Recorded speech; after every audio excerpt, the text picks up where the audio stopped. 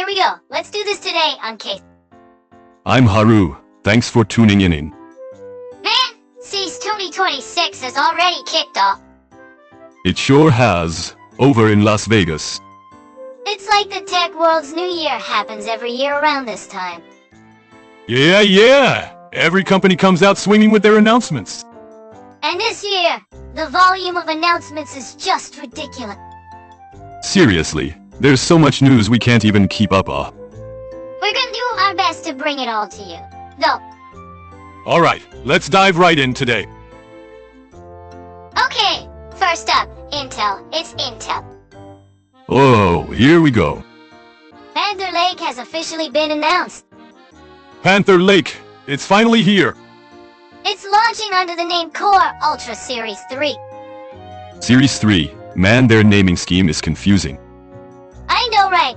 Everything's Ultra this, ain't Ultra that lately. Like Core Ultra, X938, or whatever. What kind of spell is that? Seriously though, you can't memorize those model numbers. So anyway, what's amazing about this is it's built on Intel 18A, their latest manufacturing process. 18A, meaning 1.8 nanometer equivalent, right? Exactly. And this is the most advanced semiconductor process designed and manufactured in America. They're making it at Fab 52 in Arizona, right? Yeah, at the new facility in Chandler. This is kind of a big deal for national security, isn't it? Exactly. Being able to produce cutting-edge semiconductors domestic. Like reducing dependence on Taiwan and all that. Right. It's hedging against geopolitical risks. So what about the performance? Let's see. Over 50% improvement in CPU performance compared to the previous generation. 50%? That's huge. Graphics also up over 50%. When they say 50% for both, I get a little skeptical. Well, it's Intel's announcement, so, you know, actual measurements might differ. But the AI processing capability is supposed to be insane. Yeah, 180 tops across the platform. 180 tops. That's 180 trillion operations per second. The numbers are so big they're hard to wrap your head around. Seriously, what even is a trillion? But basically, it means laptops can run heavy AI processing locally. Running AI locally is definitely a big deal. You don't have the cloud, so it's better for privacy too. And lower latency. Right, you don't have to keep communicating with servers.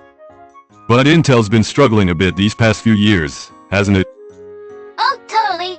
Getting pushed around by AMD and NVIDIA. And falling behind TSMC on manufacturing processes too. So Panther Lake is the first step in their comeback. I see. So the counterattack begins here. Jim Johnson, the head of the client computing group, made the announcement.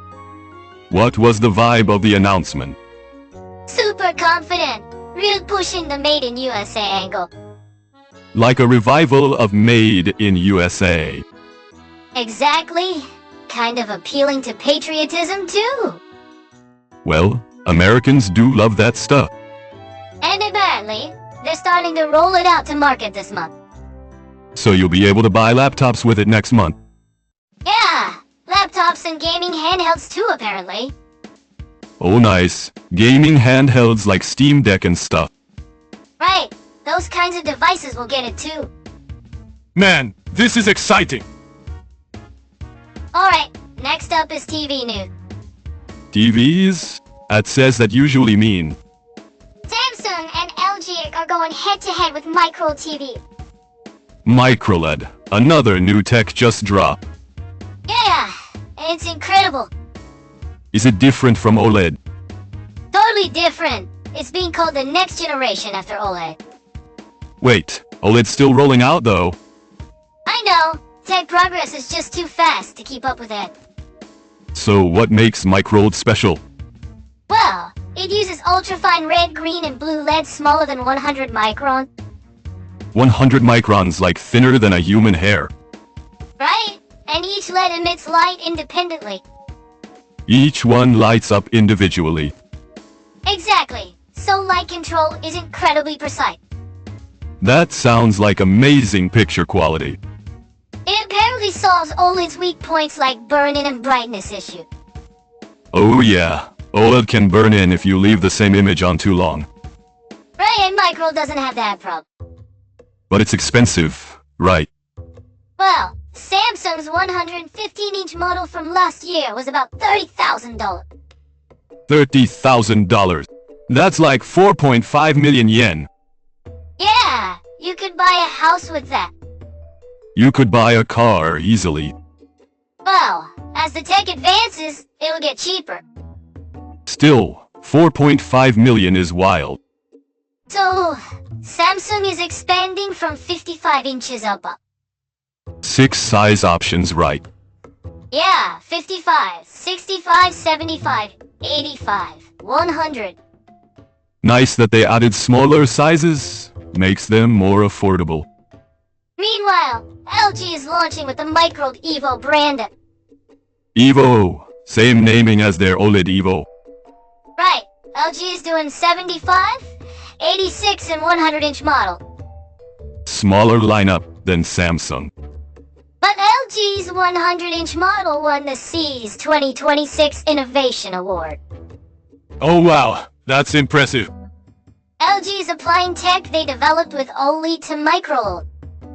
I see different approaches from each company. Yeah, and LG has a new Alpha 11A processor. Another long model number.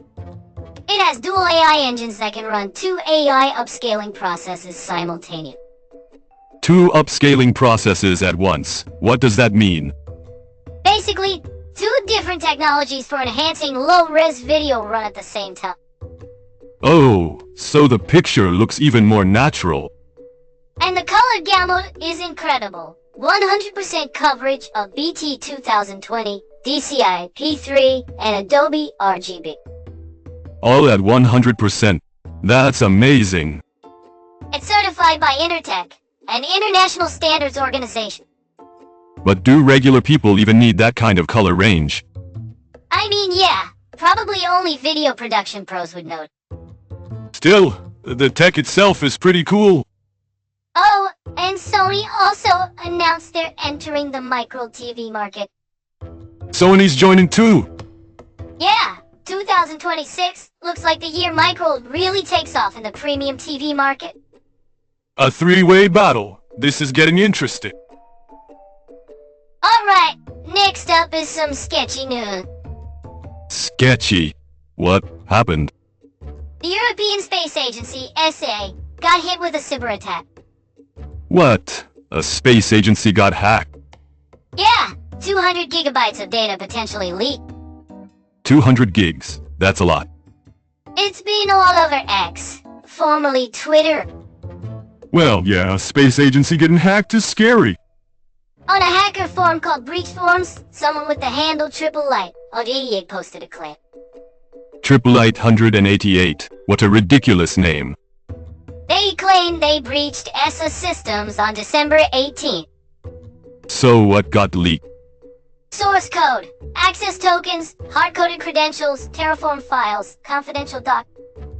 Yikes. Leaked credentials are really bad. Yeah, and the attacker posted screenshots as proof. Like access to SA's Jira and Bitbucket. Right, project management and source code system. And internal contractor documents were visible too. Like Thales Alenia Space and Airbus Defense and Space. Those are huge companies. Isn't this really bad? So SA put out a statement on X. What did they say? They said analysis shows only a very limited number of external servers were affected. Just a few external servers. Is that really all? They said these servers support non-classified, collaborative engineering activities within the science community. Sounds like damage control to me. They claim Ariane 6 launches and Euclid telescope data processing aren't affected. I wonder if it's really okay. Kinda worried.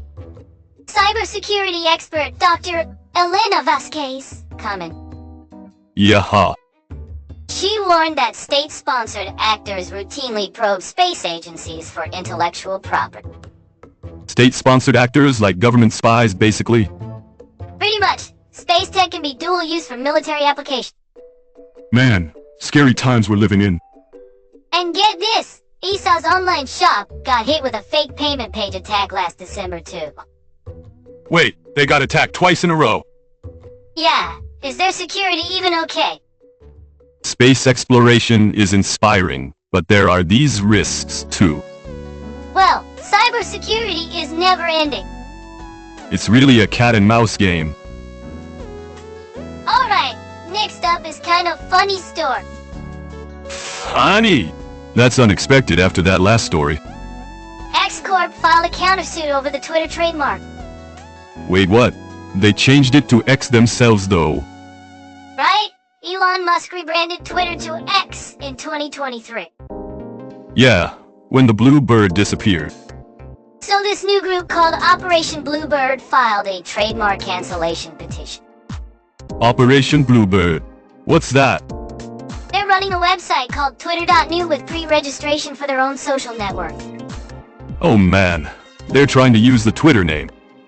Exactly. Like we'll use the Twitter name since X isn't using it anymore.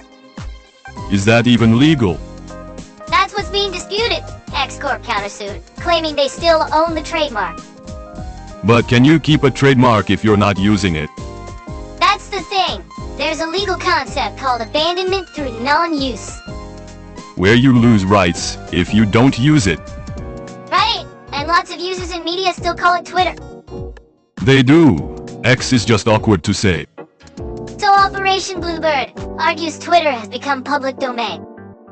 That's an interesting argument. And X Corp updated their terms of service. Effective January 15th, stating users are not granted any right to use the X name, Twitter name, or any trademark. Wow, locking it down tight. But just putting it in its terms doesn't necessarily protect the trademark. So it'll be settled in court. There's a lot of discussion on Reddit about it. What are people saying? Legal debates about how long companies can retain trademarks after rebranding. That could set a precedent. And skepticism about whether Operation Bluebird can actually launch a service. Fair point. Might just be pre-registration and nothing more. Some people think Twitter should become public domain. That's pretty radical. But it's kind of interesting when you think about it. How so? You throw away a name, and when someone else tries to use it, you're like, that's ours. Yeah, there's something contradictory about it. Pretty on brand for Musk, though. Yeah, it really is. Alright, let's take a music break. Sounds good. Time for a breather. Today's song is Unsung Struggles 1. Interesting title. Kinda deep. Right? Unsung Struggles, very relevant to today's topics. Like the struggles of security teams at space agencies. Yeah, ESA's InfoSec team is probably having a rough time right now. Seriously, probably working through the holidays. It's a mellow track. Just relax and enjoy. Alright everyone, here it is.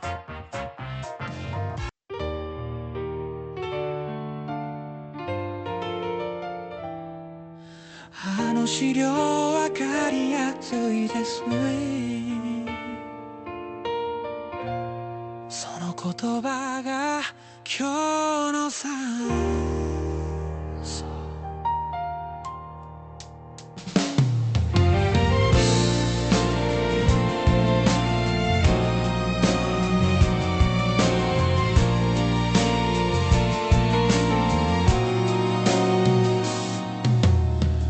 ここにまとめときましたって軽く言ったその手の裏には発狂の関数と見えない深夜理事の角度が隠れてた列のずれ桁の誤差回帰をバグコントローズ以外の緻密な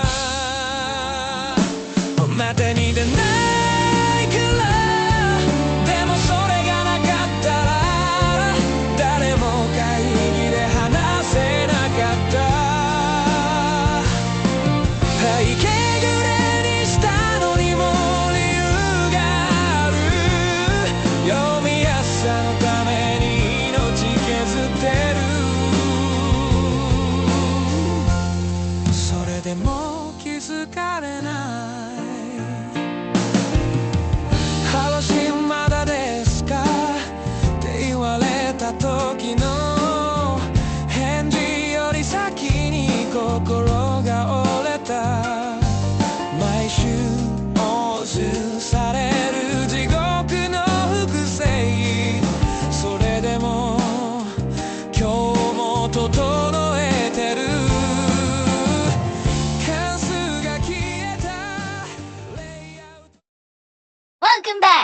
the music. That was a nice track. Alright, second half. Let's talk NVIDIA. Here we go. Jensen Huang time. He revealed NVIDIA's next-gen AI strategy at the CES 2026 keynote. Leather jacket guy in the house. Yeah, showed up in his signature leather jacket. He always wears that jacket. What's the deal? It's his trademark now. Great branding. So what did he announce?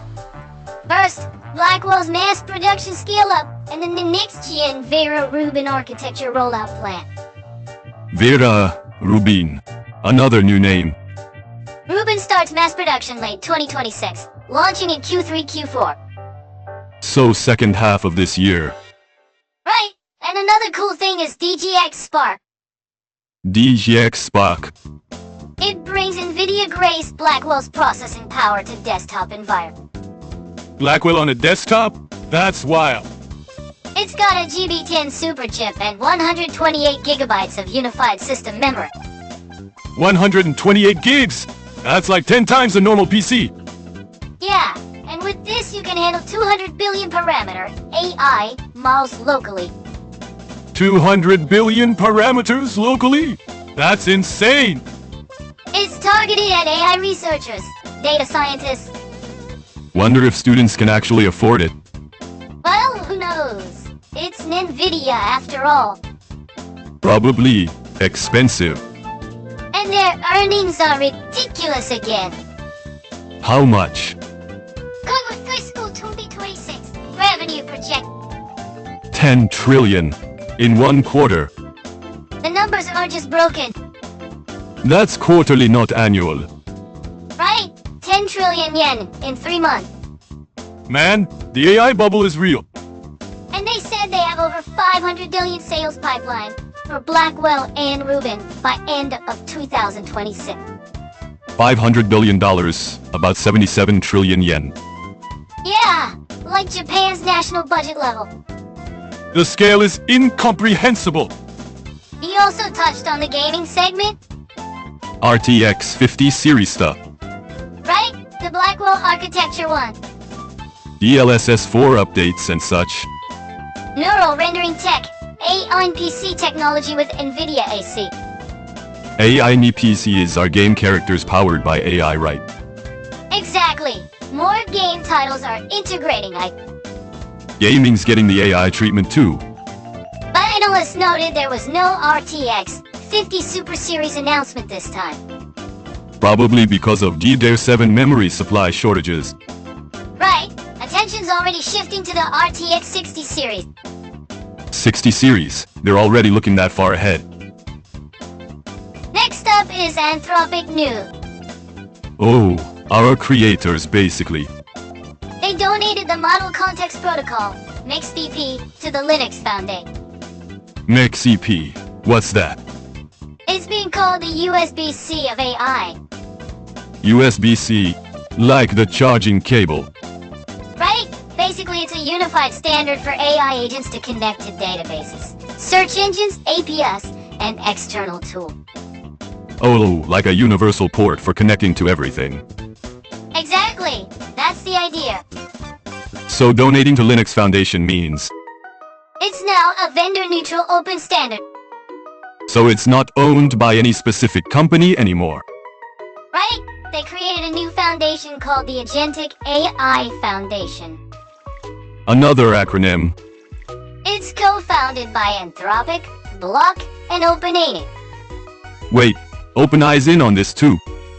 Yeah, and Google, Microsoft, AWS, Cloudflare, and Bloomberg are supporting it. Everyone's here. It's an all-star lineup. Seriously, everyone's jumping on board. But usually rivals fight over standards. True, but they decided to cooperate on AI agent connectivity step. That's unusual. OpenAI and Microsoft have officially adopted MixCP.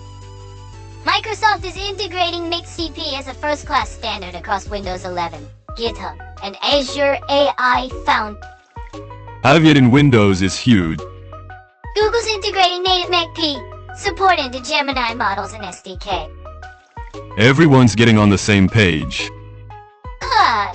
Correct. 75. That's pretty good. Python and TypeScript SDKs have been downloaded over 97 million times monthly. 97 million. Really catching on with developers. 2026 is predicted to be the year MixCP dramatically reduces friction in connecting AI agents to real systems. Agentic workflows will move from demo stage to practical production use. So the year AI actually becomes useful for work. Exactly. Next up, this was trending on X. What is it? John O'Dogan, Google principal engineer and head of the Gemini API, posted. Yeah, someone important at Google. She said Claude produced results in 1 hour, equivalent to what her team built over a year. What? 1 hour equals 1 year. Yeah, the task was building a distributed agent orchestrator, coordinating multiple AI agents. Come on, isn't that exaggerated? Well, a Google principal engineer said it? Principal engineer is pretty high up. Yeah, one of the most senior engineering roles. And she's praising the competitor Claude instead of Gemini. That's funny.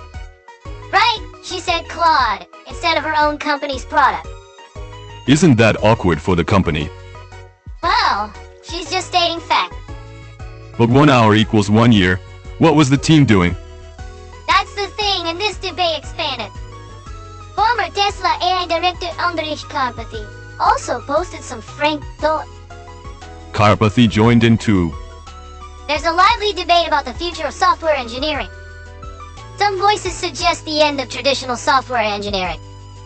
Whoa, engineers won't be needed anymore. But there are counter-arguments that AI tools augment human capability rather than replace it. Right, they're tools to use. Claude Opus 4.5 achieves frontier performance with dramatically improved token efficiency. Claude Haiku 4.5 matches coding ability from months ago while offering unprecedented speed and cost efficiency for complex tasks. The evolution is crazy fast. And here's where it gets interesting. 2026 might be the year of AI company IPO. Going public. Yeah, Financial Times reports Anthropic hired Wilson Sonsini Law firm to prepare for an IPO. Oh, they're going public. Reuters reported OpenAI is planning IPO potentially as large as $100 billion in late 2026. $100 billion. Like 15 trillion yen. The numbers are just insane. That's more than Japan's national budget. Anthropic completed Series F in August 2025 at $18 billion valuation, about 2.8 trillion. 2.8 trillion is huge, but looks small compared to OpenAI.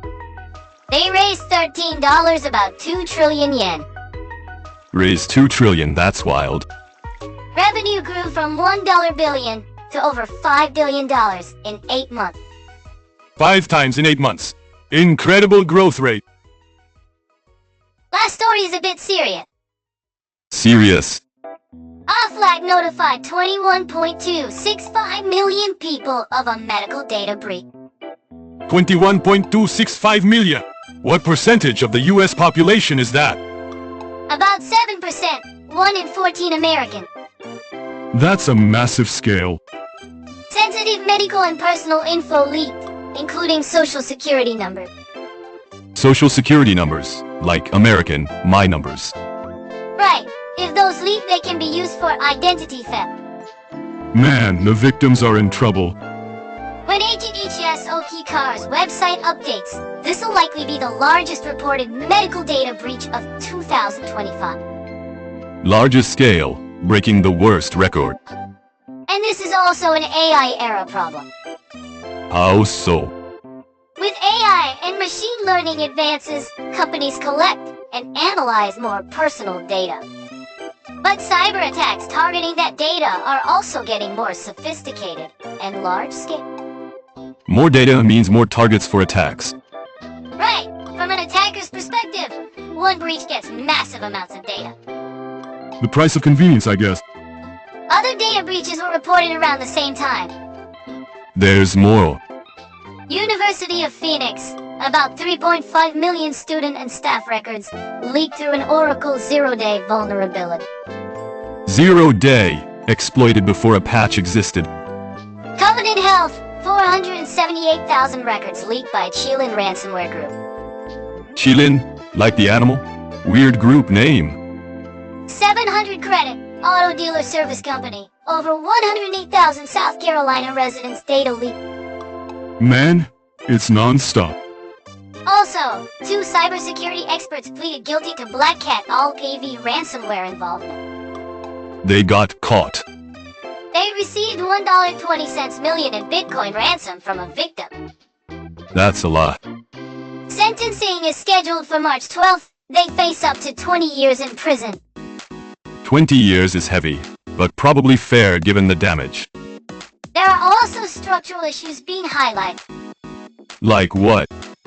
Us federal agencies still use legacy web forms built years or decades ago to collect citizen data. Wait, old systems are still running.